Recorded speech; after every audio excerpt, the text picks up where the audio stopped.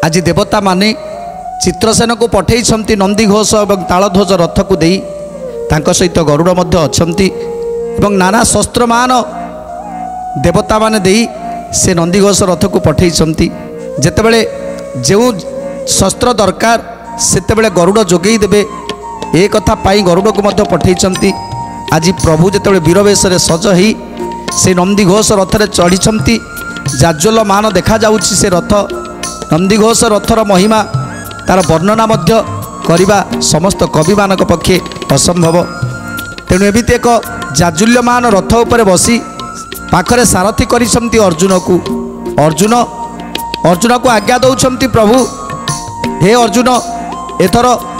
जो पटे से शिशुपाल अच्छी से पट को रथ को नहीं चल। तेणु रथ को बाही नहीं शिशुपाल पाखे जा पहुँची जाइछंती आउ शिशुपाल वर पाई देवदेव महादेव पाखरु। तेणु आज शिशुपाल मध्य महान योद्धा जेते कृष्ण का सहित भेट हो जाइछि सेतेबेले शिशुपाल कौन कहउछंती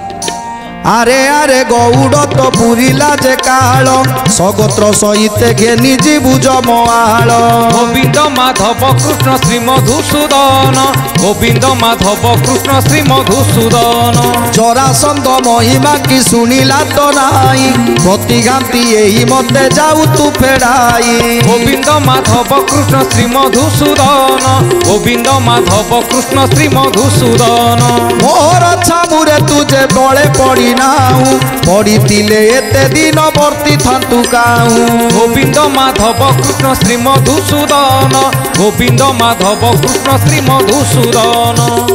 आज जिते प्रभु श्रीकृष्ण अर्जुन सहित रथ नहीं पहुँची जाइछंती शिशुपाल पाखरे शिशुपाल कहउछंती रे रे गौड़ आज तोर काल पुरी गला एते दिन जाए जरासंध को भंडी एते दिन जाए बुलुथुलु लुचिकी चली जाउथुलु मो हाबुड़े केबे तू पड़िनु आज मो हाबुड़े पड़ीचु। तेणु आज आज मो कबल तोते रक्षा करि परिबेनी केही तू कौन कहूचु मिछरे नारायण नारायण कहूचु सामान्य गौड़ बाउड़ हेई तू निजकु नारायण बोली कहूचु। तेणु केते केते गाली दउछंते आज शिशुपाल मिछे मिछे नारायण बोलाऊ तू पुणी गौड़ हाउड़ जाति गोत्र तो न जानी गोविंद माधव कृष्ण श्री मधुसूदन गोविंद माधव कृष्ण